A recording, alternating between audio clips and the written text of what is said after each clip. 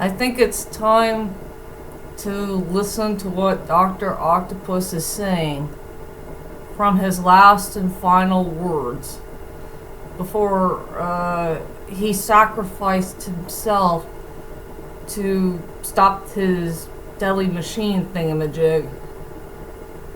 His last words were, "I will not die a monster."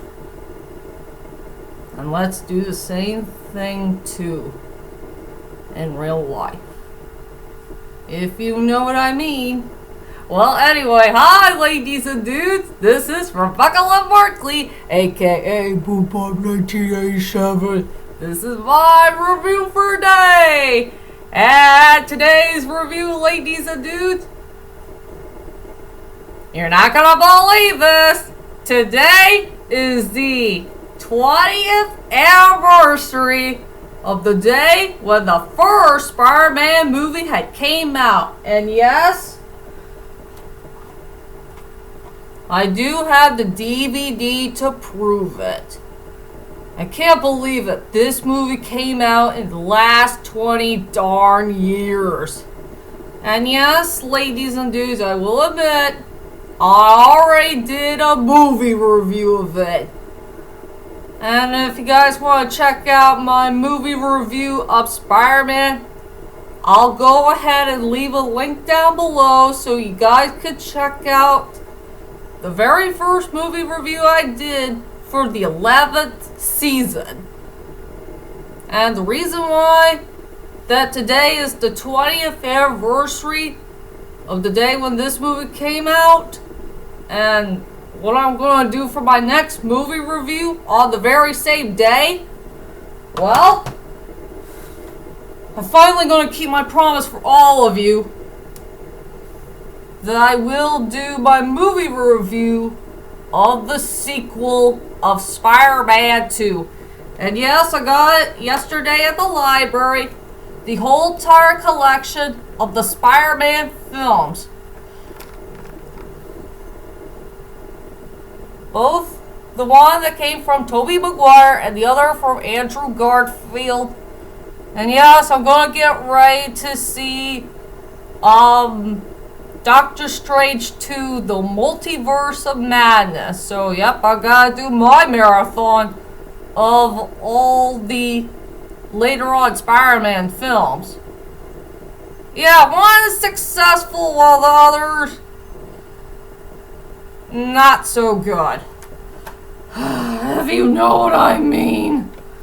So for right now, here is my next movie review of Spider-Man 2 that featured my favorite character from the main sequel, Dr. Octopus, aka Dr. Otto Octavius, Dr. Octavius, or Doc Ock. I'll let you guys to choose which name you prefer for the main villain of the film, if you know what I mean. So, let's head right into the movie review with the main plot of the story. It's a story about, it took place 2 years later after the events of the first Spider-Man movie. Peter Parker is trying to move on a brand new life. You know, in his 20-something year. Yeah, he's started to become a 20-year-old young man who's trying to find some work, not just becoming a photographer. Sally got fired from that pizza place. He's trying really hard to go to college so he could do his homework and all that stuff and try to appreciate one of his teachers and try to take care of Aunt May because of her major problems with her later on in life after when she lost Uncle Ben, her husband. And yeah, life goes on for Peter Parker, you know, taking care of his struggles and his old life and, you know, becoming Spider-Man. And also he has to take care of a brand new chaos on the loose. It has something to do with a dude who has metal arms in his back And all he ever wanted is to create this big machine thingamajig called the power of the sun from the palm of his hand, but that machine of his is not doing so well because it's misfunction or something like that. So what will Spider-Man can do to stop this guy for creating that weirdo machine that featured the power of the sun in the palm of his hand type of thing, and how the heck he's going to take care of his own life and all that stuff. So yep, that's all I can say about the main plot of the story, and I guess everybody wants to know is, what the heck do I think about Spider-Man 2? I can understand why this is everybody's favorite movie sequel of all time. And I will say it is truly much better than the first one. That I know. I will say it had a pretty good storyline for the most part. It has likable characters, much better cinematography, and I do like the CGI of it for the film. It had a really good score. It has some very good messages here and there about life itself. And yeah, and very important lessons as well. I mean, this is a very good sequel to watch.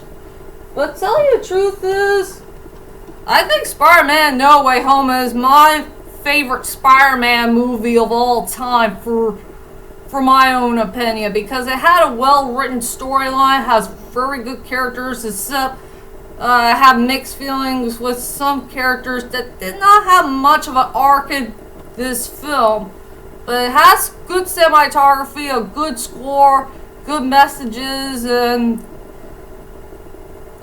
I like some ways where some of the villains here and there are going to become good guys. Well, except for one character I care about who will become a good guy in this film. If you know what I mean.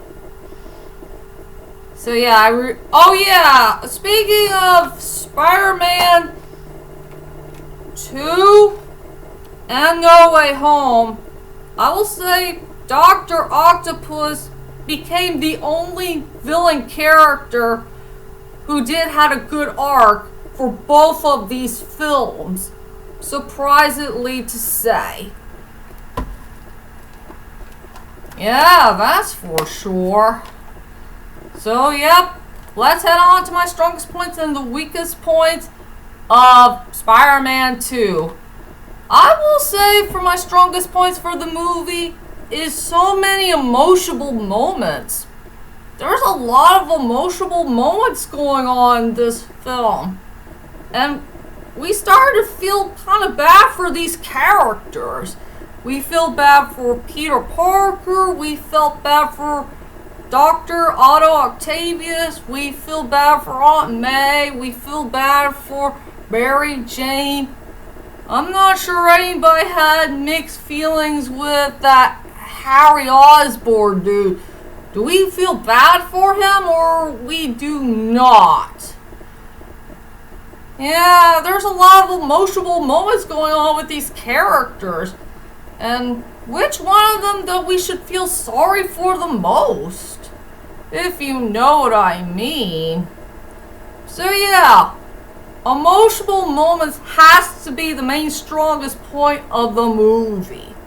As for the weakest points for the movie is, I wish they'd give Dr. Otto Octavius a little bit more of a storyline in this movie. After all, it is his film after all, and I think I like this character much better than the Green Goblin, because I started to feel for this character. He's not all that bad once you get to know him. After all, he had a really good, interesting storyline, but I want to see a little bit more of him. If only Sam Raimi could think about how to give this amazing character a little bit more of a storyline. I want to get to know him a little bit more. And also get to know him as Doc Ock or Dr. Octopus, whichever you prefer. if you know what I mean. So I will say for my weakest point for the movie is just give my favorite character a little bit more of a storyline. That's for sure. And speaking of my favorite character, let's talk about him right now. Dr. Octopus or Dr. Otto Octavius, Dr. Octavius or Doc Ock, which name you prefer. Played by Alfred Molina, or some people call him Fred. I wonder if Fred is his nickname. Maybe? Oh, I really love this guy so darn much, and I couldn't understand that Alfred Molina is so darn comfortable playing with this wonderful character that we all grown to care and love for. I mean, he's so darn amazing. I just loved his character to death. He had a good storyline, great personality, great attitude. I don't mind his red hair. I did know in Spider-Man 2 he had red hair, but in No Way Home he had black hair. I don't mind some of the costume designs here and there for both of those storylines. And I guess everybody wants to know is which one of the costume designs that you prefer the best. I think I love him better in No Way Home because I think he's a lot more sexier and way more stylish than the one from Spider-Man 2. Because I like him dressed in black, and yeah, he's really cool with sunglasses, and I don't mind him with black hair. But the only thing that remains the same is, yeah, the same brown leather coat, and he does wear brown shoes. Pay attention to the shoes! The shoes is the most important part about this character we need to focus on the most. And like I said about Dr. Octopus is, he is the only villain for both two films who does have an arc. I mean, his arc is very well done and very well detailed. We have one arc that involves his origin story where he's trying to create a machine that will give him what he truly wanted, is the power of the sun in the palm of his hand, while the other arc is his fish out of water story, where he began to learn about a brand new world that he had never discovered before, and he learns about this other world while he's just visit there for only 2 days. Something that nobody sees coming. And I guess everybody wants to know, which storyline do you prefer? The one that involves his origins, or the one when he's fish out of water? I think I'd rather prefer the one No Way Home better, because I like the part where he began to learn about a brand new world that he had never discovered before, and he's the only character out of the 5 villains who learns about the world the best, since the other ones know nothing, or some of them a little bit. So yeah, Dr. Octopus, or Dr. Octavius, Dr. Otto Octavius, Doc Ock, whichever name you prefer, yeah, he is truly the best character of the whole entire movie, and also the best character who does have a great arc. That's for sure. And yes, I do care about Peter Parker's storyline. His storyline is pretty darn good in so many ways. You know, about his struggles and his pain and sorrow and which path he should follow. Does he want to become a normal guy or become Spider-Man? And yes, Mary Jane has problems with her own life. And she's going to get married to a loser that she doesn't know of. I feel bad for Aunt May for having her own struggles after the death of her beloved husband. And yeah, Harry, he just wants revenge on Spider-Man for what had happened to his father and all that stuff. And yeah, Will Dafoe will make a cameo appearance at the near end of the film.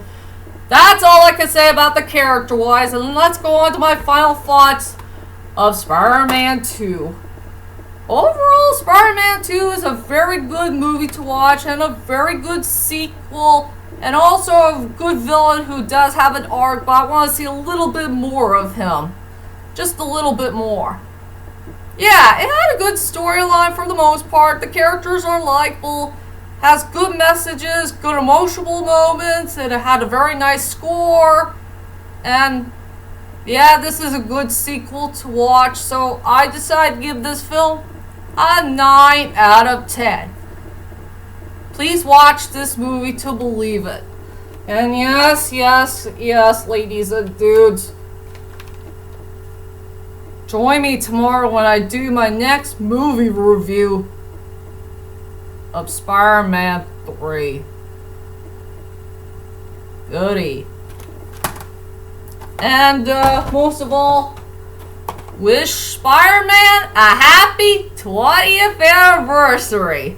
Oh, heck yeah. Yeah.